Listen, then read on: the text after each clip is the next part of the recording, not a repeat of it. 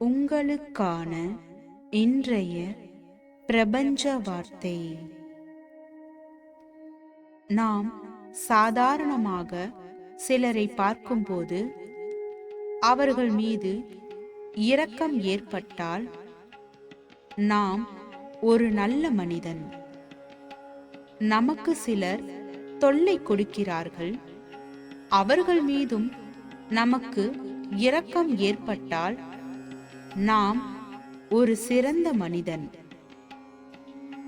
இன்னும் ஒருபடி மேலே சென்று தொல்லை கொடுத்தவர்களுக்கும் ஏதாவது உதவி செய்ய வேண்டும் என்ற எண்ணம் வந்தால் நாம் ஒரு மாமனிதன். வாழ்க வளமுடன்.